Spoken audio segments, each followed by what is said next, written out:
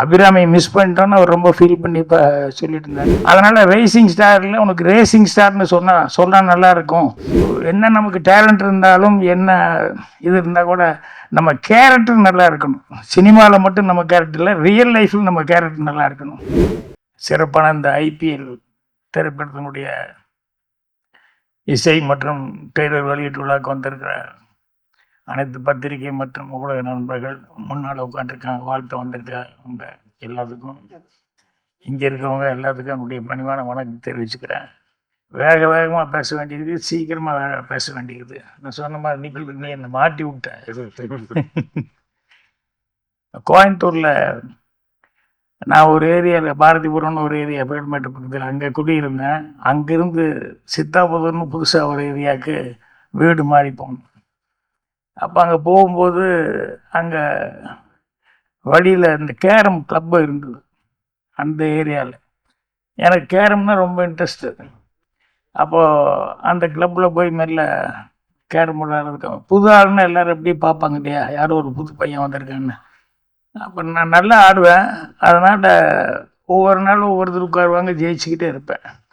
உடனே அவங்க எல்லாருமே, இந்த நேரத்தில் நம்ம ஆள் இல்லாமல் போயிட்டாரே, நம்ம ஆள் இருந்தால் நல்லா இருந்திருக்குமே. ஏன்னா அவங்களுக்கு அந்த ஏரியாவுக்குள்ளே புதுசாக ஒருத்தர் வந்து டெய்லி ஜெயிச்சுட்டு இருந்தா இந்த ஏரியா ஒரு பாசம் இருக்க முடியா. அப்புறம் ஒவ்வொரு நாள் சொல்லும்போது, இன்னைக்குன்னு பார்த்து நம்ம ஆள் இல்லாமல் போயிட்டாரே அப்படின்னு சொல்லி எனக்கு அந்த ஆள் யாரியா அவர் கூட ஆடணுன்னா பாக்கி எல்லாத்தோடையும் ஆடியாச்சு. இப்போ அந்த ஆள் மட்டும் பேலன்ஸு. அப்புறம் ஒரு நாளே ஃபிக்ஸ் பண்ணிட்டாங்க. என்ன சார், ஞாயிற்றுக்கிழமை கண்டிப்பாக நீங்கள் வந்துடுங்க, எங்கள் ஆள் ஒருத்தருக்கு அவர் கூட நீங்கள் ஆடுங்க சார், கண்டிப்பாக உங்களால் முடியவே முடியாது அவர் கூட. சரின்னு அந்த டேட் ஃபிக்ஸ் பண்ணிட்டோம். அப்புறம் வந்தோடனே அப்புறம் அவரை பார்த்தோம், இன்ட்ரடியூஸ் பண்ணி விட்டாங்க. நானும் இன்ட்ரடியூஸ் பண்ணிட்டு சிங்கிள்ஸ் ஆட ஆரம்பித்தோம். நான் ஆட ஆரம்பிக்கும்போது முதல்ல அவர் எப்படி ஆடுவார் தெரிஞ்சுக்கிறதுக்காக ட்ரையலில் வந்து ரொம்ப ஸ்லோவாக அப்படி லேசாக அப்படி டச் பண்ணிக்கிட்டு அப்போ அவருடைய ஆட்டத்தை அப்சர்வ் பண்ணிட்டு இருந்தேன். ஸ்ட்ரெயிட் காயினெல்லாம் நல்லா போட்டார், கட் பண்ணி ஸ்ட்ரெயிட் காயின் போடுறது அதெல்லாம் நல்லா போட்டார். வேறு டபுள் ஐடியாக்கெல்லாம் போகல. அப்புறம் ஒரு ட்ரையல் முடிஞ்சது. அதுக்கப்புறம் ரெண்டாவது ட்ரையல் அவங்க உடனே அவர் ஆட அவங்களுக்கு எல்லாத்துக்கும் அங்கே இருக்கிற எல்லோரும், ஏன்னா நான் ஒருத்தன் சிங்கிள் சோலோ, ஏன் ஏரியா இல்லையா அவங்க ஏரியா, எல்லோரும் சபாஸ் அப்படின்னு சொல்லி கை தட்டிகிட்டு இருக்காங்க, உற்சாகப்படுத்திகிட்டு இருக்காங்க. அப்புறம் டாஸ் போட்டு பொண்ணை ஆட ஆரம்பித்தோம். இப்போ நான் எடுத்தோன்னே அவரை சிங்கிள் காய் போடுறாலும் டபுள் ஐடியாக்கெல்லாம் போகலை அப்படின்னு ஒன்றுமே எடுத்தோன்னே ஸ்ட்ரெயிட் காயின் போடாமல் நான் வந்து டபுள் பாயிண்ட் கெயின் பண்ணி அடித்தேன். அது விழுந்தோடனே அவருக்கு லேசாக அப்படியே இப்படி என்னை பார்க்க ஆரம்பித்தார். அதுக்கப்புறம் நான் ஆடினது பூராமே டிஃபென்ஸ் போட்டு நான் ஆட ஆரம்பித்தேன். அப்புறம் போர்டு எடுத்துக்கிட்டே இருந்தோம். இப்போ இந்த கூட்டத்தில் என்னென்னா, அவர் மிஸ் பண்ணும்போது எல்லாருக்குமே ஒரு மாதிரி ஃபீலிங் ஆகி, ஏதோ அவங்க எல்லாருமே இதான மாதிரி ஒரு மாதிரி ஃபங்க் ஆகி, ரெடி பார்த்து அப்படி இப்படிங்கிற மாதிரி சொல்லிட்டு அவர் ஒன்று பண்ண பிரமாதமான கைதட்டல், எனக்கு கைதட்டல் இல்லை. அப்புறம் இப்படி போயிட்டே இருந்தது. அப்படியே பாயிண்ட் எடுத்துகிட்டே இருந்தோம். அப்புறம் நான் கொஞ்சம் யோசித்தேன், இத்தனை பேர் அவர் ஹீரோவாக நினச்சி இன்னைக்கு கண்டிப்பாக அவர் ஜெயிக்கணுன்ட்டு இவ்வளோ பேர் உட்காந்துருக்கிற நேரத்தில் இப்போ நான் எங்கேயோ இருந்து வந்தவன் இன்னைக்கு ஒரு நாள் நான் ஜெயிச்சேன்னா இருப்பது, ஒரு நாள் தோற்றதுனால என்ன பிரஸ்டீஜாக இருப்பது அப்படின்னு சொல்லிட்டு அப்படியே ஸ்லோ டவுன் பண்ணிட்டேன். அப்படி இப்படியே ஆடி அப்படியே ரெண்டு பேரும் ஈக்குவல் வர்ற மாதிரி பண்ணி கடைசியில் அவர் ஜெயிச்சார். உடனே அவங்க எல்லோரும் பயங்கர கிளாப்ஸ் அடிச்சு விசில் அவங்க எல்லாம் கை தட்டி இது பண்ணாங்க. அப்புறம் காஃபி சாப்பிடலான்ட்டு போனோம். அப்புறம் உட்காந்தோம். ஒன்று சும்மா சாதாரண சொன்னேன், நல்லா நீங்கள் சார், இல்லை ரொம்ப தேங்க்ஸ், நீங்கள் வேணும்னு எனக்கு விட்டு கொடுத்தீங்க, எனக்கு தெரியும். இல்லை அப்படி இல்லை எனக்கு தெரியும், நீங்கள் ஃபஸ்ட்டு ஸ்டார்டிங் இப்படி ஆடினீங்க, அப்புறம் அப்படி என்ன பண்ணீங்கன்னு தெரியும். இல்லை அப்படி இல்லைண்ணா, இது இல்லை எனக்கு புரிஞ்சிச்சு அப்படி இப்படின்னா. இல்லை சார், எல்லோரும் உங்கள் மேலே அவ்வளோ நம்பிக்கை வச்சுருந்தாங்க, அதனால் நம்ம வந்து அப்படின்னா. அதுக்கப்புறம் ரொம்ப தேங்க்ஸ். அதுலேருந்து அவர் எனக்கு ஃப்ரெண்ட் ஆகி, எனக்கு பெஸ்ட் ஃப்ரெண்ட் ஆகி, உயிர் நண்பன் அப்படின்னு ஆகிட்டார். அதுக்கப்புறம் நான் சினிமாவுக்கு புறப்பட்டு வந்தேன். அவர் வந்து வெறும் 1000 ரூபா சம்பளத்துக்கு மில்லு வேலைக்கு போயிட்டு இருந்தாப்புல. நீ வாடா, இங்கே என்ன பண்ணுற, நீ அங்கே வா, இது என்ன ஒரு 10 வருஷம் வேலை பார்த்து ரிட்டையர் ஆனால் கூட ₹1,00,000 கிடைக்க போகுது, அவ்வளோதானே. அதெல்லாம் தாண்டி நம்ம வந்து நான் நல்லா வர நீ வந்துடலாம் வா அப்படின்னு சொல்லி அப்புறம் இங்கே கூப்பிட்டு வந்து என் கூடயே என்னுடைய வேலைகள், என்னுடைய பிஸ்னஸ் அது இது எல்லாமே பார்த்துட்டு என் ஆஃபீஸ்லேயே இருந்தாப்புல. அதுக்கப்புறம் ஒரு 3 படமும் ப்ரொடியூஸ் பண்ணுறதுக்கு அவர் தீனான்னு ஒரு படம் ப்ரொடியூஸ் பண்ணார். அதுக்கப்புறம் ரெட்டை ஜடை வயசுன்னு பண்ணார். ஆயுத பூஜைன்னு 3 படமும் ப்ரொடியூஸ் பண்ணார். அவர் உங்களுக்கு எல்லாம் தெரிஞ்சா இருக்கும். இன்று போய் நாளைவா படத்தில் ஏ காவுமே ஏ கிஷான் ரகுதாத்தா அப்படின்னு ஹிந்தி பண்டிட்டு போட்டு பல படுத்துவார் இல்லையா, அந்த பழனிசாமி அப்படிங்கிறது தான் என்னுடைய பெஸ்ட் ஃப்ரெண்டு. எதுக்கு சொல்கிறேன்னா, நட்பு அப்படிங்கிறது வந்து அதை விட அதை சம்பாதிச்சிட்டா நீ வேறு எதை சம்பாதிச்சாலும் அதுக்கு ஈக்குவல் ஆகாது அப்படின்னு சொல்லுவாங்க. அந்த அளவுக்கு நட்புங்கிறது வந்து இங்கே வந்து நான் அவரை கூப்பிட்டு வந்து அவரை ப்ரொடியூசர் ஆகினேன். இங்கே இந்த ப்ரொடியூசர் தன்னுடைய நண்பனை கூப்பிட்டு வந்து டைரக்டர் ஆக்கியிருக்காரு. ஸோ அதை கேள்விப்பட்டோன்னே அவர் எந்த அளவுக்கு அவங்க ஃப்ரெண்ட்ஷிப் இருந்திருந்தார். அவர் வந்து அவரே ஃபஸ்ட்டு ப்ரொடியூசர். இதில் விஷப்பரீட்சையெல்லாம் பண்ண வேண்டாம், காசு வச்சு அதெல்லாம் பண்ண வேண்டாம்னு சொல்லிட்டு எவ்வளோ நம்பிக்கையோடு அவர் வந்து அவரை வந்து வச்சு படமான்னு சொல்லியிருப்பார். அப்படிங்கும்போது அந்த ஃப்ரெண்ட்ஷிப்பு அப்படிங்கிறது வந்து எனக்கு அவ்வளோ நெகிழ்ச்சியாக இருந்தது. அதனால தான் அதை சொல்லிக்கிட்டு இருந்தேன்.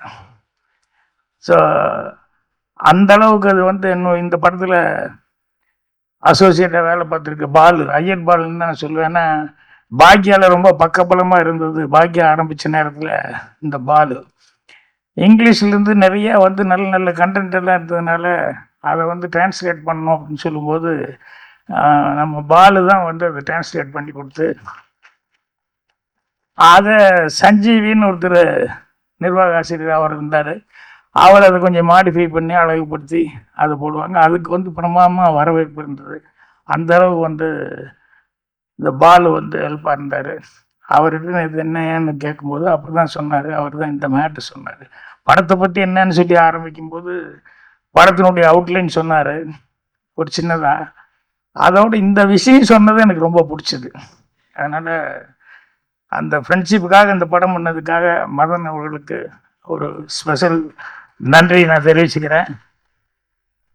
அதே மாதிரி கருணாநிதி அவர்கள், அவர் வந்து வெற்றிமாறன் சார் அசிஸ்டன்ட்னு சொன்னாங்க. லேபிள் அந்த அளவுக்கு இருந்தாலே அது கரெக்டாக இருக்கும், அதில் ஒன்றும் டவுட்டே பட வேண்டியதில்லை. அவர் சொல்லும்போது இவர் பேசும்போது சொல்லிட்டு போனார் நரேன், ஏதாவது இப்படி பண்ணலாமா, இதை மட்டும் பண்ணுங்க, நான் சொல்கிறது மட்டும் பண்ணுங்க அப்படின்னு அவ்வளோ ஸ்ட்ரிக்டாக இருப்பார் அப்படின்னு சொல்லுவாங்க. சில நேரங்களில் கான்ஃபிடென்ட் இருக்கவும் போது அப்படி தான் தேவையில்லாது வேண்டாம் இது போதும் சார் இது போதும் சார்னு சொல்லுவாங்க. சில நேரங்கள் நாங்கள் இப்படி பண்ணாம அப்படி பண்ணான்னு கேட்க மாட்டோம். சில பேர் எப்படி சொன்னாலும் அவருக்கு வரவே வராது. சில நேரங்களில் வந்து மாட்டிக்குவான். அது எங்கள் டைரக்டரு கூட அசிஸ்டண்ட்டாக இருக்கும்போதே பார்த்துருக்கேன். நம்மக்கிட்டையும் அதே மாதிரி நடிக்கணும்னு ஆர்வத்தில் வந்து கேட்டுருவான். வந்து எங்கே ஒரு இடத்துல அப்படி கோபமாக அப்படி பாடுற அப்படின்னு சொன்னால் அப்படிம்மா அடே நீ பயந்து பார்க்கக்கூடாதுடா, கோபமாக பாருன்னா அவனுக்கு வரவே வராது. அப்புறம் கண்ணை நல்லா திறந்து வச்சுக்கோம்ப. அப்புறம் கண்ணை நல்லா திறந்து வச்சுட்டான்னு சொன்னால் கேமராமேன்ட்டு சொல்லி கேமரா கொஞ்சம் அப்பு வச்சுக்கோ அப்படின்னு அப்படி கண்ணை திறந்து அப்படியே கோபமாக எந்திரி அப்படிம்ப. அவன் டான் எந்திரிப்பான். எப்படி மியூசிக் டைரக்டர் இருக்காங்க அஸ்வின் எல்லாம் டம் அப்படின்னு நாங்கள் மியூசிக்கெல்லாம் போட்டு கேட்டு அப்படி இப்படி திரும்ப அப்படி திரும்ப அப்படி திரும்பன்னு டக்குன்னு எடிட்டுக்கெல்லாம் சேர்ந்து கட் பண்ணி பார்த்தா படத்தில் பிரமாதமாக நடிச்ச மாதிரி இருக்கும். ஏதாவது ஒன்று பண்ணிடுவோம். அதுக்காக படத்தில் இப்போ ஏதாவது இப்படி ஷாட் வந்தால் அவனால் நடிக்க தெரியாதுன்னு நினைக்க வேண்டாம். டெக்னிக்கும் ஒன்று இருக்குது. அந்த டெக்னிக்கில் வந்து சில நேரங்களில் வந்து இப்படி நடிக்க தெரியாமல் வந்து மாட்டும்போது யூஸ் பண்ணுவோம். ஆனால் அந்த கருணாநிதி வந்து அவ்வளோ கான்ஃபிடென்ட் இருந்தால் தான் அப்படி சொல்ல முடியும். ஒரு ஆர்டிஸ்ட்டு வந்து இல்லை சார் எனக்கு இது போதும் இப்படி வேணும்னு சொல்லிட்டு. ஸோ அது வெற்றிமாறன்கிட்ட தான் இருந்து வந்ததுனால அவ்வளோ கான்ஃபிடென்ட்டாக இருக்கார். அவருக்கு என்னுடைய பாராட்டு தெரிவிச்சுக்கிறேன்.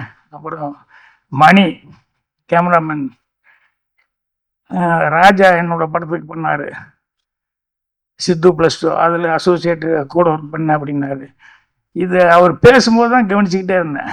ஒரு ஹீரோ வந்து எல்லாத்த பற்றியும் பேசி எல்லாத்துக்கும் நன்றி சொன்னால் ஓகே. மணி ஒவ்வொருத்தரையும் விடாமல் ஆள் விடாமல் சொல்லிக்கிட்டே இருக்காரு.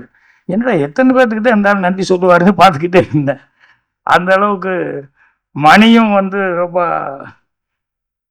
இன்வால்வ் ஆகி வேலை பார்த்துருக்காரு. இப்போதைக்கு அதில் இருக்கிற டெக்னீஷியன்ஸ் எல்லாருமே, மியூசிக் டைரக்டரு அவர் ஏற்கனவே ஃபேமஸ் ஆகிட்டார். ஆர்ட் டைரக்டர் பற்றி எல்லாருமே மாற்றி மாற்றி சொல்லிட்டாங்க. அந்த மாதிரி எல்லாருமே இதில் வந்து டெக்னீஷியன்ஸ் எல்லாமே ஏற்கனவே நல்ல நேம் வாங்கினவங்க, அவங்கள வச்சு பண்ணியிருக்காங்க. இப்போ நடிகர்கள் அப்படின்னு சொல்லி பார்க்க போய் நம்ம சொல்லணும் அப்படின்னு சொன்னோம்னா, கதாநாயகன் அப்படிங்கிறத விட கதையின் நாயகன்னு சொல்லி கிஷோர் சொன்னாங்களே, இந்த கிஷோர் அவர்கள் வந்து அவரை பற்றி ரொம்ப மணியும் பாராட்டி பேசினாப்புல இன்னும் நிறைய பேர் எல்லாருமே சொன்னாங்க. என்னென்னா, ஒரு என்ன நமக்கு டேலண்ட் இருந்தாலும் என்ன இது இருந்தால் கூட நம்ம கேரக்டர் நல்லா இருக்கணும். சினிமாவில் மட்டும் நம்ம கேரக்டர் இல்லை, ரியல் லைஃப்பில் நம்ம கேரக்டர் நல்லா இருக்கணும்.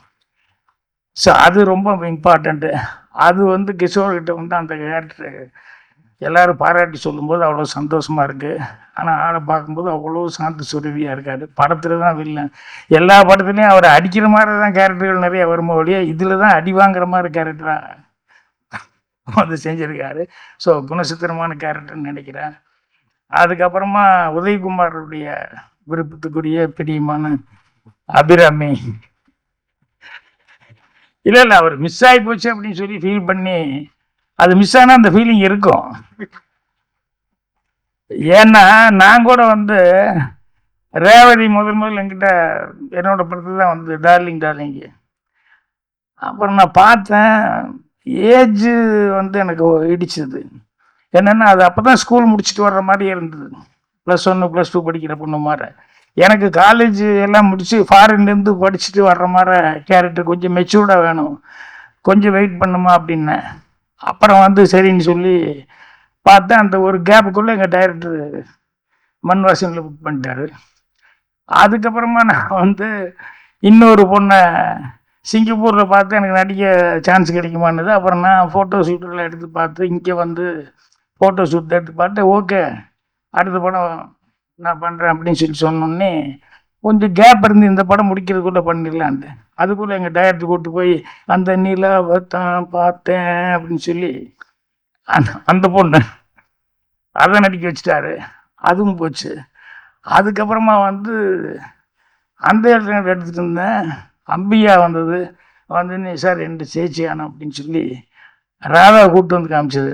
நல்லா இருக்கே அப்படின்னு சொல்லிட்டு, சரிம்மா அடுத்து தூரம் நின்று போச்சு வில்லேஜ் சப்ஜெக்ட்டு, அதில் போட்டிக்கும் அப்படின்னு சொல்லிட்டு அதுக்கு பேசிட்டாலும்னா பேசி எல்லாம் ஃபிக்ஸ் பண்ணி வச்சேன்.